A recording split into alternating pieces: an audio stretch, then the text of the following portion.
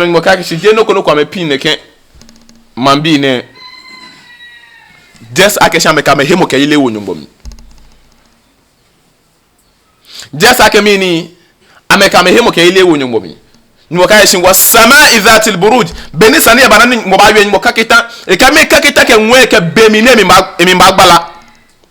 benu watashi wo bana ke nwe foji e ba nwe mi kembe na gbegbule juno والسماء ذات البروج واليوم الموعود كغبين نجي قيامه غبلنا اوني شاكه نكان غبلنا باشي وشاهد ومشهود كوداس فونو كمنا با يوداس كهان الو كشيه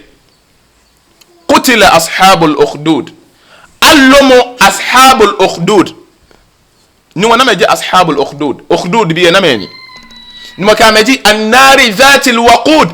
امتي اسللا النار لنا ما سل ذات الوقود أم يعني لا إبونتو إذ هم عليها قعود نمتلا لاي نباتبو بو still ohio yake Allah ujinyumbo alo ohio nyumbo konklo yo alo manche no ohio lo yo waje ohio yo alo oyanyumbo konklo ko ka shi nyanyumbo konklo Allah wahidul qahar kaka okay kaka be wolami kaka ba nyekanya Allah we ekel eye hell ke heaven ona keke manche mubuga wo hele le no di alawe hele no di la lo di la na shele heaven e je ba no fe free no fe no chuisu ma lo je na kan ya ke ngoy annari dhatil waqud latina na meshele idhum alayha qu'ud na metalahi wa hum ala ma yaf'aluna bil mu'minina shuhud nana ka fe heyeli lo ameden chame yudase yi shimokashi wa ma naqamu minhum je noko na me pia me illa an yu'minu billahi al-aziz al-hamid just akana kegbe me na me kama emo ke ile femini ameke wo nyombo mi annabi sallallahu alayhi wa sallam ana bi zaid usama ibn zaid ibn haritha afwan an suhayb radiyallahu anna rasulullah sallallahu alayhi wa sallam qala kana malikun fi man كان قبلكم وكان له ساحر بني سوريا يولني النبي صلى الله عليه وسلم eke manchako ba dani nyenye ba ne dinye umma النبي صلى الله عليه وسلم ne be ko ni huwa manchako ba dani nyeba no di kana malikun fi man kana qablakum manchako ba dani nyenye ba wa kana lahu sahirun e ya wonche e ya boka e ya gbafonyo falamma kabira qala li malikin bi amine ba na keshi gbole e batehe e ke mancha keshi nidi le boka ne ji wonche ne e ke mancha keshi inni qad kabirtu fab'ath ilayya ghulaman wa'allimhu as-sihr e ke bi ane gbole e batahe no e wo ma bibu akeshi o ami gbeke ko bona fe ni matole sihire matole wonja matole ashafe mu ona ga suma be fonji important jam roberts ke wonja le ga suma me huke amena ke amba agba me ntom wo ni ba e ba ya mese alo ye na ka eto na eto won eto gbeke eto blanu eto mo ni ye lamu ni ba yese wozo ngwe mi huke Islamic community ko te hu e instead am unza na me oblahia bi na me kenyumwe ha me bona afi na mamba ya me se keja me twa me se ame oblahia bi ebu wa me ketwa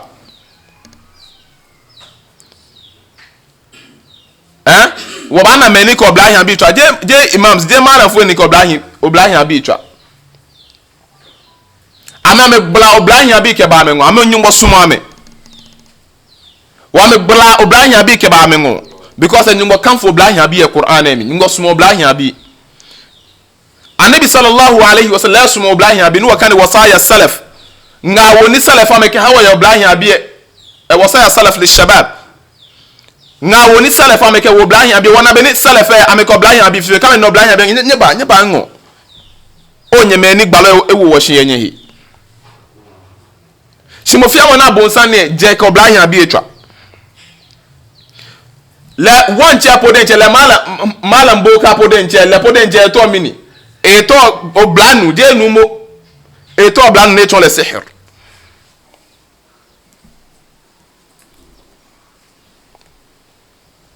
وكان في طريقه إذا سلك راهب akeke yagbe no yagbe no ne akase ni ne ewontu mu alo ashofe mu ni kase mu akaratu فقعد إليه وسمع كلامه فأعجبه أنا راهب كو نتاشي نجي أصفو ألو preacher كو شيالو كو نيشيه كن كون يموي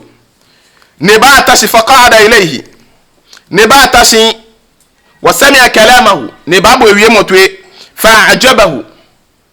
كك يمو ebote trimi yemo je na yu efele na pe yemo je na yu ebote enake na eke jomo yawa وكان إذا أتى ساحرة مر بالراهب بفي بني إبايا وانشانو ألو إبايا أشوفي لونو إكا شيالو نيباكي وقعد إليه ككايا تاجمي فإذا أتى الساحرة ضربه كجي يا شمالا بوكا جي كيكا إبون لكو ona asuma boka biye de jamete go fele te agwamu boka bogwamu ya makaranta ka teacher funyo gwa makaranta gbeken ku gege ma me hin ese keba kemi no sana agwale boka ameni mo na po ba me twimi ke abo po mu o ka ba bo gbe mu ameji ba me gbe obu ameku obu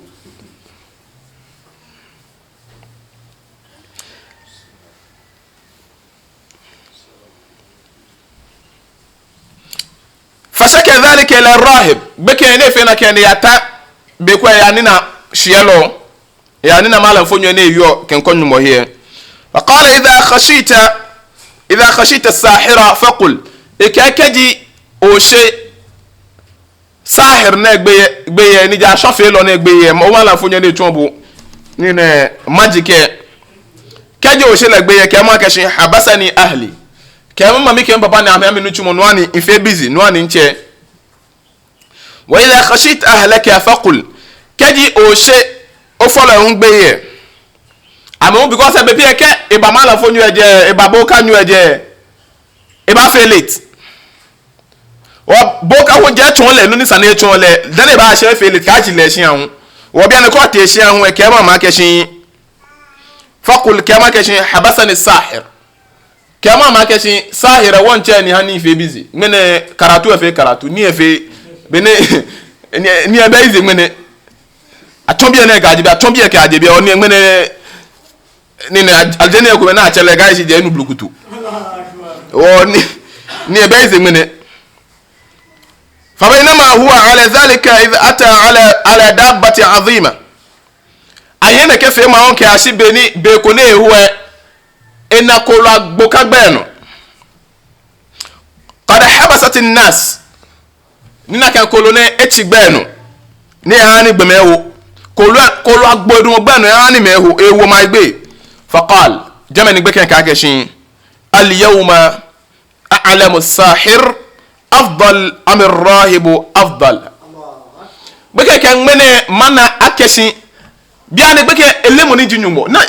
eteshin none na na fi oji neke ashon ni fi won because na mene na kan ko bote masarati jami'e kika ka ba keshin wannan karatu wannan sirri ne aka ne temo ni leni ko ta lela fi neke obana neke ko ke neke izaja neke ko fe aka qur'an fe eto won jama me pi na metesi mene islam na boys fa fe mo ama me na islam to ashon fe mo ni kesa mi no ba o kame tauhid ka aqida kika me na amena no ko hi amele no nji muslim ko ni min bila e ba ke chusa no wa jihad nsen me bi etan lo we jwe e ga san ona ISIS why ona bia na e cho branch e cho mi branch ko na agbele ya Libya san wa join ona san bia na teshin kafiri je le jake sword de na banye ngemala na tubo ba boni ka so bia me bi eten ni bo wa ka mi ina biton eni le mi e me ni cho me ni ina biton le ne cho boni no otule ton no wa ka mi ko ni blame na ya jihad na flo klante bon no ya jia de ne so do ga so de je na we ko na ekule klante no ba ko be me ni America de no ka me atwa ke ni bi e won ama me amata ameta me office na me banye enter keke alo no ma keke ni bombu baba ne ba mo o inte pepe no yo bo ye klante o fi Allahu akbar nga ke bono ya jihad bono atwa jihad kenglen le no ke ano ke atwa jihad because like computer na ga machine ka nye enter ole ne enter yo si mais no to na gba ne sani bia ne kana ateshi jihad ateshi sana ateshi nken le nye tapen le nye pi mais no to na gba na ka ma fe jihad ni na me anabi sosla ni ne stages ne chono na jihad bi she mais no to na mete me pi sole kwa me le sole mo ke gbon ba ne ba sole e ne ke gbe la gba te ne ke Allahu akbar e si sole mo de nte ka ko ni wa ko sole mo de le sole mo mo ga fi Allah ele sole mo amete me ko me le nyumo amele mo ni ya Allah amele ni nyumo poyo je no le ni bi la kesin mala ngba bono ga ya jihad min bi ko le nyu because no mo no atata ha je nyumo tijani abi o ya hadisi go je hadisi anabi ni aga nyumo ga farifuni qabla an ta'buduni fa in lam ya'rifuni fa kayfa ta'buduni ene tijani abi hadisi ni ene je anabi hadisi ni hadisi ne je hadisi ni amega nyumo ga lemi na no jami keje o lemi te wa fe to wa jami o ma la ran bibu o le nyumo ko le nyumo ngba nyumo yo aina Allah edumo shege benyumo le ye fiai benyumo le ye nwe ngbefa nika kuma bode to o le tawhid o le aqida o le nyumo no ga na agbeme ha nyumo o wallahi me pie na me le nyumo o gbeke le oni eteshin na kan to bi no masalati jame biana na kan alle nyumo alle mo ni ji Allah muslim ne so many years ko aya simple Quran bi de e ko apo eni nyumo yo sabbih isma rabbikal a'la amintum man fi sama aya pie Quran ne to eni nyumo po yo aka nyumo e arshe e ye nwen pawo no nwen ko be no ko be ne ye arshe no ni nyumo hu e ye nwen fi arshe muslim aga nyumo ta e manchester no ni arshe no nyumo ka shi fawqa al arsh nyumo e ye nwen ye arshe no e keje ko wala we no be nwen don onyo wala we no be nwen don muslims fi elene she gaba na atwa jihad nle mo ne atwa jihad e ha ke onye blabo ni fe toke unga ke obi ngbo na no o to commit suicide o wa chemi ga wo na commit suicide o to wa wo se pan ya o gbe ke ne le ona kan bien ni fait le confuse que al yawm a'lam as-sahir afdal am ar-rahib afdal ba kwa kesin ani o sofu ele no janu kwale alo boka mo ne flo enwe shingai alo yen tesbi bi eke bi ene ne fimo ye le no janu kwale fa akhadha hajaran fa qala jene wote ekote ne fe adwa ne ke Allahumma in kana amru ar-rahib ahabbu ilayka min amri as-sahir faqtul hadhihi ad-dabba hatta yamdi an-nas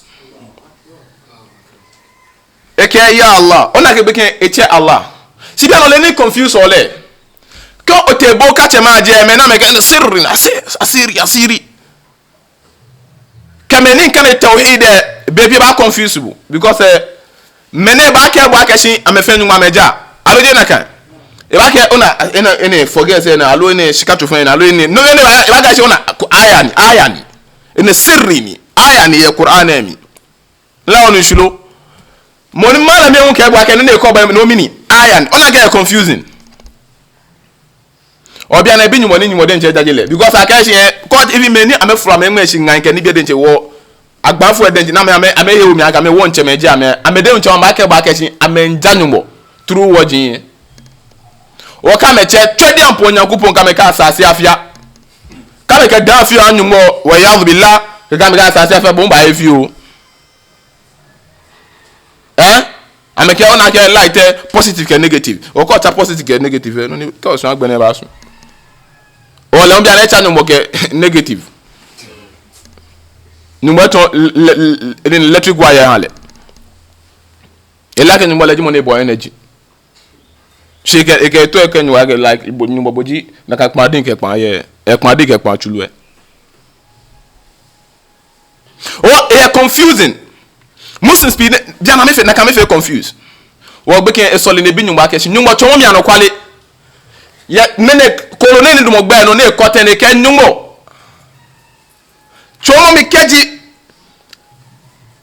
tasete mala fonyo e ni di moni cho mi nyumbo ke no jana kwale e hani tene egbe kolo e ni keji agba fonyo e won che keje no ja amale e nubo no hani tene egbe kolo e si keji eno anokwale ni e be teke fun ka gbe kolo e mene jono ni ba inshallah ma fe jël satul istira mi kenti sho wa fi samro inshallah bona fi ni wakene mene khutba bana ko nyo gbina next week واقبنا إن شاء الله سبحانك اللهم وبحمدك أشهد أن لا إله إلا أنت أستغفرك وأتوب إليك أيها المؤمنون صلوا على نبيكم كما أمركم الله إن الله وملائكته يصلون على النبي يا أيها الذين آمنوا صلوا عليه وسلموا تسليما